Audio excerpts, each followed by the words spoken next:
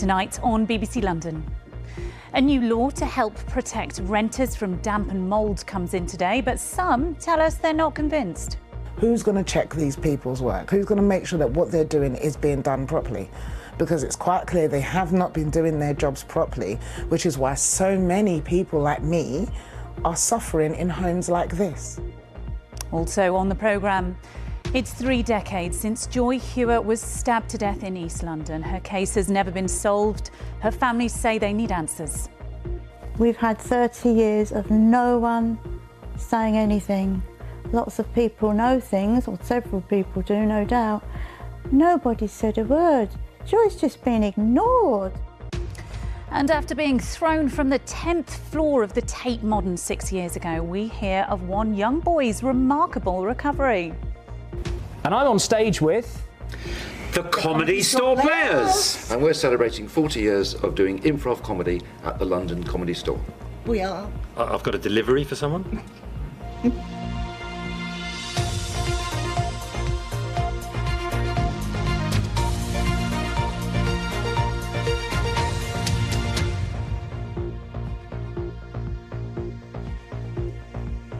Good evening and welcome to the programme with me, Frankie McCamley.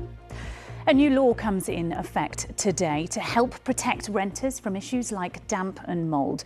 Awab's law was named after 2-year-old Awab Ishak, who died from respiratory conditions that was caused by exposure to mould. Well, the legislation doesn't affect those renting privately yet, but social landlords in the capital will now be forced to address emergency issues within 24 hours. Some, though, have been telling us they're not convinced this will lead to real change.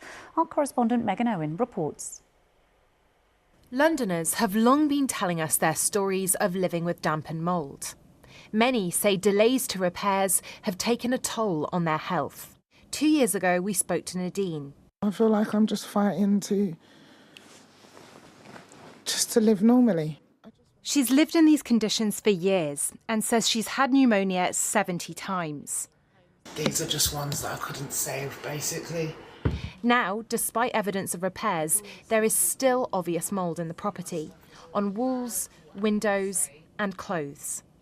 I think this will be my second interview with you guys, and I'm still here, still fighting. Still with damp and mould? Still with damp and mould, still plodding along. It's tiring, it's stressful. I've had enough. I'm very emotional. And I'm scared for my kids. My son's had about 4 asthma attacks in the space of 2 weeks. Today, a new law comes into effect to protect social tenants like Nadine. It's named after 2-year-old Awab Ishak, who died after being exposed to mould at his Rochdale home in 2020. From today, social landlords will have to fix damp and mould problems that pose a significant risk of harm to tenants within fixed timeframes. They'll also have to address emergency repairs, whether related to damp and mould or not, within 24 hours. Private renters aren't yet protected, but it's a step that charities have welcomed and want to happen as soon as possible. Fundamentally, it is completely wrong that in 2025 in this country or anywhere, a child should be at risk of dying because the conditions in their property are so poor. This is a huge issue and it should be addressed, and so we welcome this law, but it needs to be implemented as soon as possible. Tenants on the Nags Head estate in East London have been battling damp and mould problems for years and say recent repairs are just quick fixes. Fatima, who says her respiratory problems started when she moved into the estate, says today's law change could protect people's health. I'm really happy. We know if we wake up, it's not electricity, straight away he's going to fix. When you're safe, you're going to be happy. The life is going to be easier for you, especially with people who don't have long condition illness. Peabody Housing Association says it invested £1 million on improving the estate last year and, in preparation for Awab's law, has invested £1.5 million to strengthen its response to damp and mould across its homes, including recruiting specialist teams. If that's how my son's wall looks, what does my youngest's lungs look like? That Nadine has less faith in the new law change. Who's going to check these people's work? Who's going to make sure that what they're doing is being done properly? because it's quite clear they have not been doing their jobs properly, which is why so many people like me are suffering in homes like this. A spokesperson for Hyde says extensive works have been carried to Miss Richards' home to respond to issues that have been raised. We voluntarily supported the family to live in alternative accommodation during these works and have provided white goods and other items at no cost to the customer. We've always delivered repairs when needed, and all reports of damp and mould have been investigated promptly. They add, unfortunately, there's been an extensive history of access to the home being refused, meaning important works can't be completed or have been delayed. We're now working with our legal representatives to move this forward. Nadine disputes this last claim. Hundreds of thousands of families across the country are living in homes riddled with damp and mould. It's hoped Awab's law will fast-track fixes to protect those living in these conditions day in, day out. Megan Owen, BBC London. And you can read more about Awab's law on the BBC News website and the BBC News app.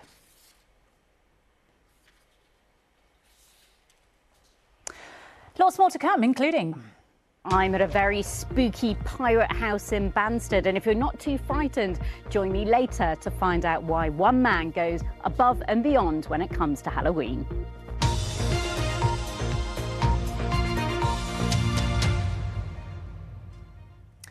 Next, the leader of Reform UK, Nigel Farage, has accused the Mayor and the Metropolitan Police of denying the existence of grooming gangs in the capital. It came as he called for Parliament to take over the inquiry into the issue. Well, our political editor, Carl Mercer, is with me now. So, Carl, first of all, what exactly has Mr Farage said here? Yeah, his comments coming at a press conference that he gave today. As you say, he was talking about the National Grooming Inquiry, which has faced some severe difficulties over the last week or so. And he was asked at that press conference, what was the situation in London? Was Sadiq Khan, was the Met Police letting down victims of grooming in the capital? These are his words. Yes, he's been denying that there's grooming going on in London. The police, the Met, have been denying grooming is going on in London. I can tell you today, somebody's in this room has spoken to social services in London who've openly said there are grooming gangs in London. You know, maybe London is the last great grooming scandal to be uncovered. And it looks like we're very, very close to that. Some strong words there, Carl. Has there been any response from the Mayor or the Met? Yeah, they are really strong words, actually. And I think the Mayor and the Met would both say, we do take this very seriously. Yes, we do acknowledge there are some grooming gangs in the capital, but they are of a different nature to what happens in the rest of the country. For last week, for example, the Met Police Commissioner was speaking to the London Assembly and said, yes, the grooming here does happen, and there is, he called, a steady flow of sexual grooming cases, but he said the majority of cases here in the capital are criminally led, so the kind of county line stuff where young people basically drug running for big gangs. He said that was the major problem, but he said there was also another difference to the rest of the country, and that was in the makeup of the sexual grooming gangs. There's a focus on some towns and a focus on sort of Pakistani heritage groups being involved with it. What we see in London with our current caseload is gangs of different heritages that are more varied and more reflective of the variety of heritage we see across London. We know, don't we, the Met are conducting a review of something like 9,000 cases over the last 15 years. Not all of them, it's important to stress, of grooming gangs, but of child sexual abuse, they are. And there was a statement today from the Mayor's office in response to Nigel Farage saying any gangs exploiting children for sex are utterly abhorrent. Sadiq, they say, wants justice for every single victim of these horrific crimes, which is why the Met are now acting in the way they are. OK, Carl Mercer, thank you. A former boss at Chelmsford Prison says the accidental release of a convicted sex offender must serve as a wake-up call for the government. There's been widespread criticism of the prison service after Hadush Kubatu was mistakenly released on Friday from Chelmsford Prison. The Ethiopian national was recaptured yesterday in Finsbury Park. Alex Dunlop reports. A semblance of normality today, but this is a prison under pressure. Mistaken releases by prisons like Chelmsford, we learn, is chaotic and common. But when it's a high-profile case like this man, Hadush Kabatu, it's a terrible look. Lindsay Whitehouse was once a former boss here. Should this be a wake-up call? Because this is a very high-profile one. If this isn't a wake-up call to the government, nothing will be. So in some ways, I kind of welcome it, because this will force the government to do something positive and hopefully to take advice from people that understand the operational aspects of all the criminal justice agencies. Kabatu, seen here moments after his release, appeared confused before he eventually took a train from Chelmsford to London. We returned to the city centre today. Those I spoke to criticised the prison, but also the wider justice system.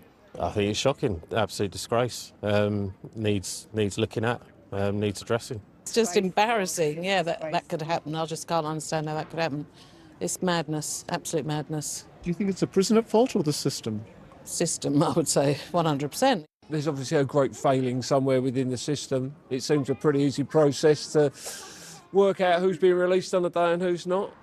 The mistaken release of Kabatu has become, perhaps predictably, a political blame game, with Labour calling it another symptom of the justice system crisis that it inherited: staffing cuts, fewer prison places, and what it calls chronic underinvestment.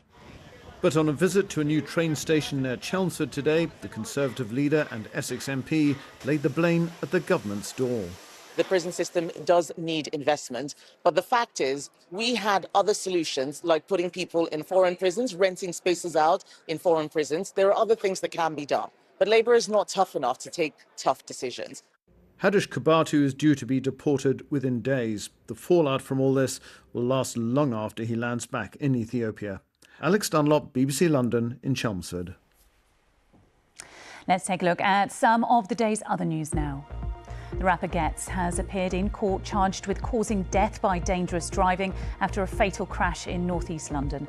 The award-winning musician, whose real name is Justin Clark Samuel, allegedly failed to stop after his BMW hit 20-year-old Yubin Tamang in Ilford earlier this month. Mr. Clark Samuel is due to appear at the Old Bailey in November. A new train station opened to commuters in Essex today. The £175 million Bewley Park station in Chelmsford is the first new terminal on the Great Eastern Main Line in 100 years. It provides up to 4 services each hour to and from London Liverpool Street. A woman has been taken to hospital following a crash in South London in the early hours of this morning. A Lamborghini hit a bus stop in Lombard Road in Battersea. So far, there have been no reports of any arrests. The family of a young boy who was left with life-threatening injuries after he was thrown from the 10th floor of the Tate Modern has said their son has achieved his goal of being able to run, jump and swim again. The French youngster, who has never been named publicly, was just 6 when he was thrown from a balcony by 17-year-old Jonty Bravery. He is now serving a life sentence for his crime. Victoria Cook has more. It was just over 6 years ago at the Tate Modern when the attack took place. The little boy was picked up by 17-year-old Jonty Bravery on the 10th floor and thrown over the railings. He fell around 100 foot to the 5th floor roof and he suffered life-changing injuries. They included a bleed on the brain and broken bones, and he spent months in intensive care. Bravery was found guilty of attempted murder and he was given a life sentence. Now, during the trial, the court heard how he had planned the whole attack. He'd even told carers about a year before how he planned to find someone, throw them off a tall building and kill them. That conversation with his carers was actually recorded, and in it you can hear how he expects to be caught and sent to prison. Over the years, the little boy's family have updated his condition via a GoFundMe page online. Their latest update says he's made incredible progress and even says he's able to run, swim and jump, and he even uses a specially made tricycle. They say one of their son's aims this year was to go to the beach with his dad for a picnic on their bikes, and after a 2.5-hour round trip they made it. The update simply said, mission accomplished. The family update says there's still a long road ahead for the little boy, who they call their little knight. And there's more surgeries to come too, to help relieve some of his constant pain. The next operation will immobilise him yet again, but with the hope that things will be better going forward. The online fundraising page aimed to raise around £250,000 for the little boy's medical needs, but it's actually raised nearly £500,000. Well, on there it says from the family that the coming months will be very busy, but the family say they'll continue to devote all their energy to their courageous little knight, and they say they'll continue to provide updates on his amazing progress. Victoria Cook, BBC London. On October the 17th, 1995, retired teacher and devoted Christian Joy Hewer was sexually assaulted and stabbed to death in her home in East London. Despite numerous appeals and rewards offered of thousands of pounds, her case still remains unsolved. Now, 30 years on, her family say they are angry and frustrated, and they hope a fresh appeal will finally lead to some answers.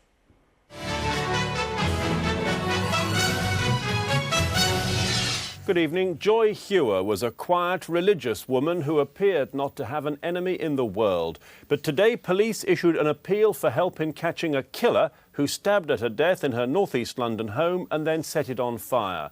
Her murder was headline news 30 years ago.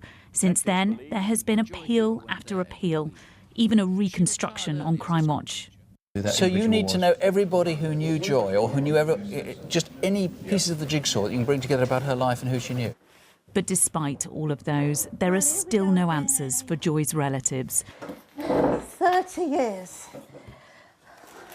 We're jolly well going to crack it this time, you know.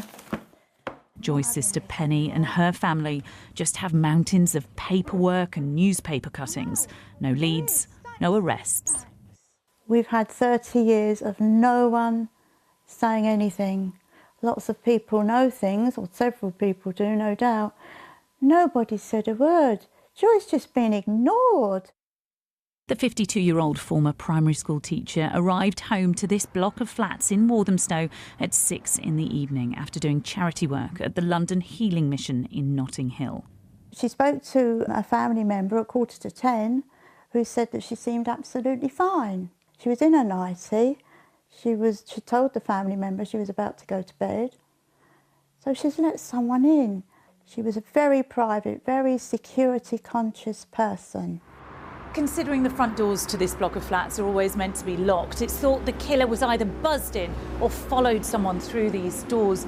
Now, Joy's family believe she must have known the person who murdered her, because not only did they then make their way up to the 6th floor to her flat, they also got through her front door, which not only had a lock, but also a security chain and a spy hole. Police later released this CCTV image of a man they still want to speak to, seen entering Miss Hewer's block at around 10:30. I think they may possibly have been going to help the killer sort out what to do. Furniture was then piled high in Joy's flat and set alight. From outside, a passing driver reported the fire to the police.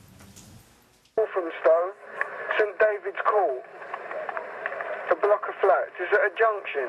Yeah, I was just driving past there and I saw like flames coming out one of the floors. I'm not sure what floor it is. Her parents died not knowing who took their daughter's life. How many more are in there?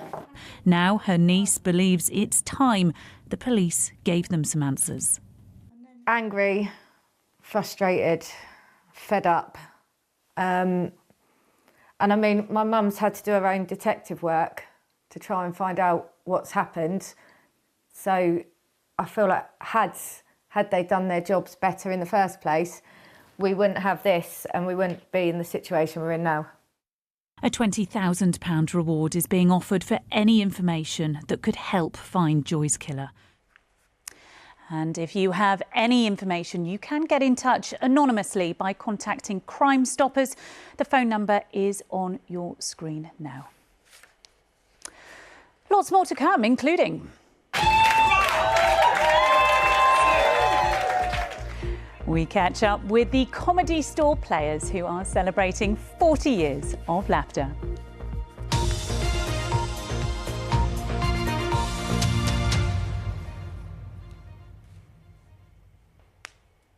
Now, you may have noticed it is that time of year again for pumpkin carving, trick-or-treating and putting up those spooky decorations. But one Londoner has taken his display to the next level, and it is all for charity. Bryony Williams is with him now. Over to you, Bryony.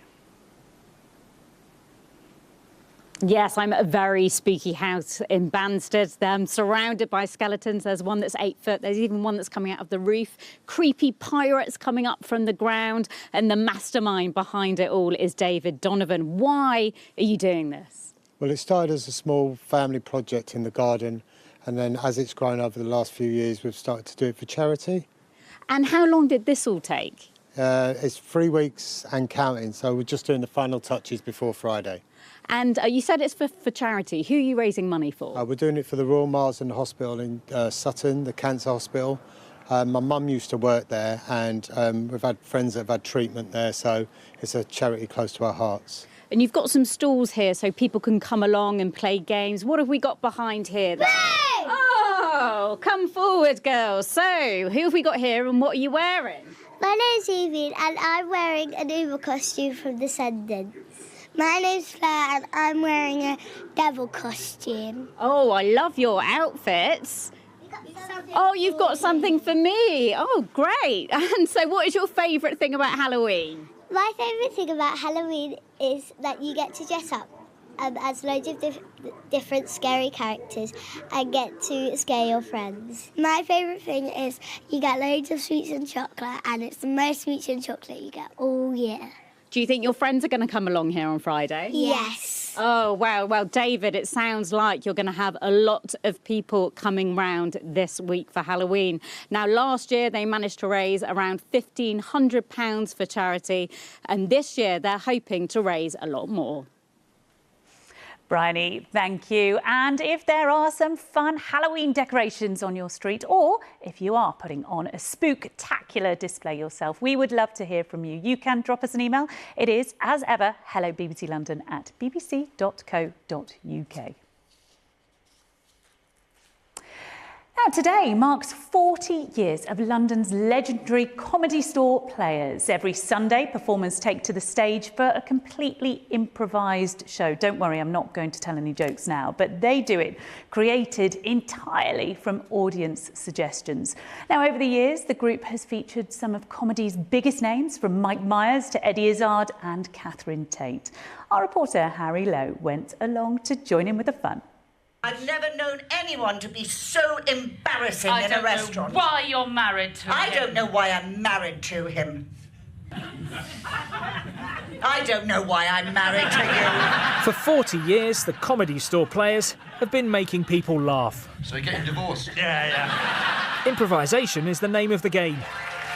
And this troupe knows it better than most. There's a game where a person speaks, but it's 3 people doing one word at a time. And that's a great game, because you really can't predict what the next word's going to be. They know exactly when to hit the ball. That's good if you're playing table tennis, isn't it? Timing is essential. Well, yes, it's like with everything. It's like comedy. What's the secret of good comedy? What do you think is the enduring popularity of the Comedy Store Players? It's silly. It works with all ages, and it's not very intellectual. Speak for yourself. And it can be quite physical. So it appeals, and it's enduring. You don't have to read the papers, and whatever your political persuasions, it's very silly. I think we might have been on Instagram Live. We don't know. we might be on Friends Reunited. We're not quite sure. We've had people that have come to the show on a date, got married, had kids. The kids have become 18, and then they brought the kids. Wow. All in one night? Yeah. All in one night. It's a long show. Harry. Why do you think audiences are so attracted to coming to see your show? You know, when you're out with your friends and you're sitting around, you're in the pub, whatever, and you're laughing and laughing and laughing, and it's sort of the closest thing to that. It's much closer to that than stand-up is or any other kind of comedy is. It's like a group of friends having a really, really funny night together. Have you moved it? Have I moved what? You know.